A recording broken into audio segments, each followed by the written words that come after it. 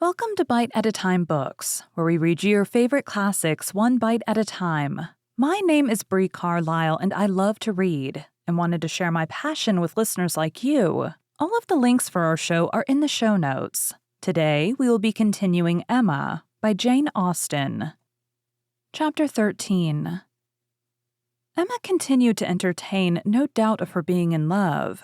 Her ideas only varied as to how much. At first, she thought it was a good deal, and afterwards, but little. She had great pleasure in hearing Frank Churchill talked of, and for his sake, greater pleasure than ever in seeing Mr. and Mrs. Weston. She was very often thinking of him and quite impatient for a letter that she might know how he was. How were his spirits? How was his aunt, and what was the chance of his coming to Randalls again this spring? But on the other hand, she could not admit herself to be unhappy, nor after the first morning to be less disposed for employment than usual. She was still busy and cheerful, and pleasing as he was, she could yet imagine him to have faults. And farther, though thinking of him so much, and as she sat drawing or working, forming 1,000 amusing schemes for the progress and close of their attachment, fancying interesting dialogues, and inventing elegant letters, the conclusion of every imaginary declaration on his side was that she refused him. Their affection was always to subside into friendship.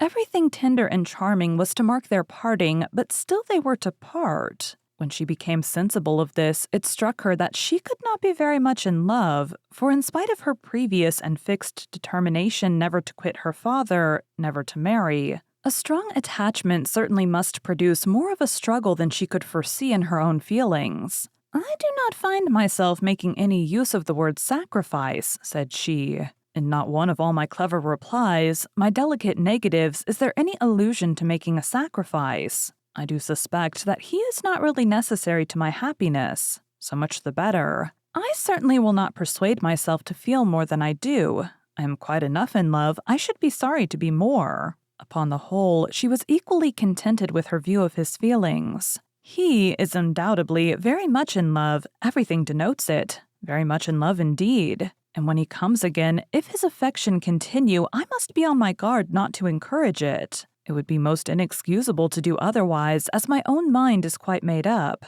Not that I imagine he can think I have been encouraging him hitherto. No, if he had believed me at all to share his feelings, he would not have been so wretched. Could he have thought himself encouraged? His looks and language at parting would have been different. Still, however, I must be on my guard. This is in the supposition of his attachment continuing what it now is. But I do not know that I expect it will. I do not look upon him to be quite the sort of man. I do not altogether build upon his steadiness or constancy. His feelings are warm, but I can imagine them rather changeable. Every consideration of the subject, in short, makes me thankful that my happiness is not more deeply involved. I shall do very well again after a little while, and then it will be a good thing over, for they say everybody is in love once in their lives, and I shall have been let off easy.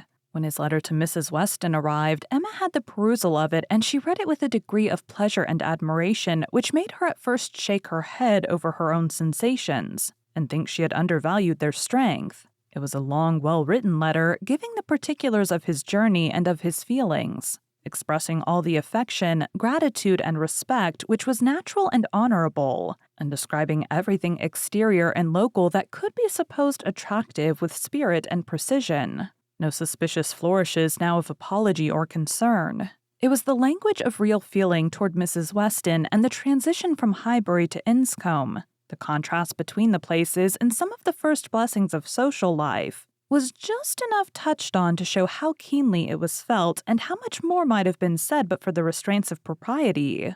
The charm of her own name was not wanting. Miss Woodhouse appeared more than once, and never without something of a pleasing connection, either a compliment to her taste or a remembrance of what she had said. And in the very last time of its meeting her eye, unadorned as it was by any such broad wreath of gallantry, she yet could discern the effect of her influence and acknowledge the greatest compliment perhaps of all conveyed. Compressed into the very lowest vacant corner were these words: "I had not a spare moment on Tuesday, as you know, for Miss Woodhouse's beautiful little friend. Pray, make my excuses and adieus to her." This, Emma could not doubt, was all for herself. Harriet was remembered only from being her friend. His information and prospects as to Enscombe were neither worse nor better than had been anticipated. Mrs. Churchill was recovering, and he dared not yet, even in his own imagination, fix a time for coming to Randalls again. Gratifying, however, and stimulative as was the letter in the material part, its sentiments she yet found when it was folded up and returned to Mrs. Weston that it had not added any lasting warmth, that she could still do without the writer, and that he must learn to do without her. Her intentions were unchanged.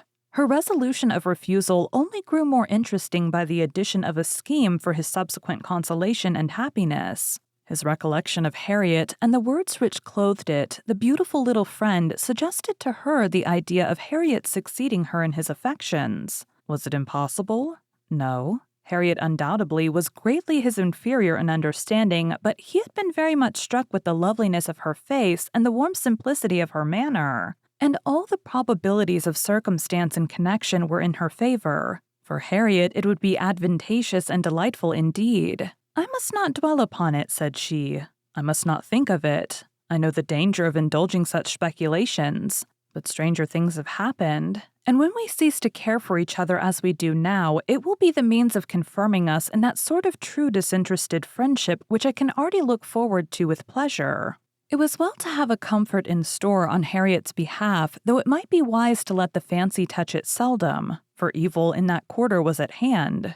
As Frank Churchill's arrival had succeeded Mr. Elton's engagement in the conversation of Highbury, as the latest interest had entirely borne down the first, so now upon Frank Churchill's disappearance, Mr. Elton's concerns were assuming the most irresistible form. His wedding day was named.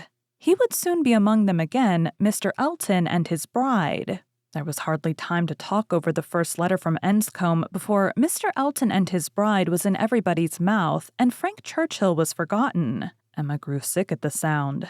She had had 3 weeks of happy exemption from Mr. Elton, and Harriet's mind, she had been willing to hope, had been lately gaining strength. With Mr. Weston's ball in view at least, there had been a great deal of insensibility to other things, but it was now too evident that she had not attained such a state of composure as could stand against the actual approach, the new carriage, bell ringing, and all. Poor Harriet was in a flutter of spirits which required all the reasonings and soothings and attentions of every kind that Emma could give. Emma felt that she could not do too much for her, that Harriet had a right to all her ingenuity and all her patience, but it was heavy work to be forever convincing without producing any effect, forever agreed to without being able to make their opinions the same. Harriet listened submissively and said it was very true. It was just as Miss Woodhouse described. It was not worth while to think about them, and she would not think about them any longer. But no change of subject could avail, and the next half hour saw her as anxious and restless about the Eltons as before. At last Emma attacked her on another ground. "Your allowing yourself to be so occupied and so unhappy about Mr. Elton's marrying, Harriet, is the strongest reproach you can make me. You could not give me a greater reproof for the mistake I fell into. It was all my doing, I know. I have not forgotten it, I assure you. Deceived myself, I did very miserably deceive you.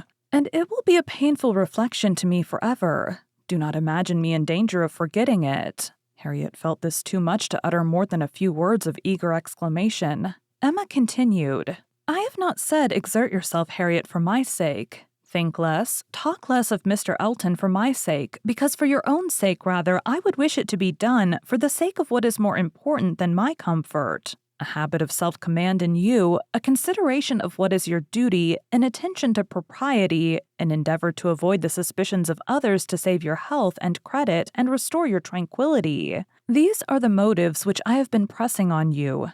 They are very important, and sorry I am that you cannot feel them sufficiently to act upon them. My being saved from pain is a very secondary consideration. I want you to save yourself from greater pain. Perhaps I may sometimes have felt that Harriet would not forget what was due, or rather what would be kind by me. This appeal to her affections did more than all the rest. The idea of wanting gratitude and consideration for Miss Woodhouse, whom she really loved extremely, made her wretched for a while, and when the violence of grief was comforted away, still remained powerful enough to prompt to what was right and support her in it very tolerably. You who have been the best friend I ever had in my life want gratitude to you? Nobody is equal to you. I care for nobody as I do for you. Oh, Miss Woodhouse, how ungrateful I have been. Such expressions, assisted as they were by everything that look and manner could do, made Emma feel that she had never loved Harriet so well, nor valued her affection so highly before. There is no charm equal to tenderness of heart, said she afterwards to herself. There is nothing to be compared to it. Warmth and tenderness of heart, with an affectionate open manner, will beat all the clearness of head in the world for attraction. I am sure it will. It is tenderness of heart which makes my dear father so generally beloved, which gives Isabella all her popularity. I have it not. But I know how to prize and respect it. Harriet is my superior in all the charm and all the felicity it gives. Dear Harriet, I would not change you for the clearest-headed, longest-sighted, best-judging female breathing. Oh, the coldness of a Jane Fairfax. Harriet is worth 100 such, and for a wife, a sensible man's wife, it is invaluable. I mention no names, but happy the man who changes Emma for Harriet.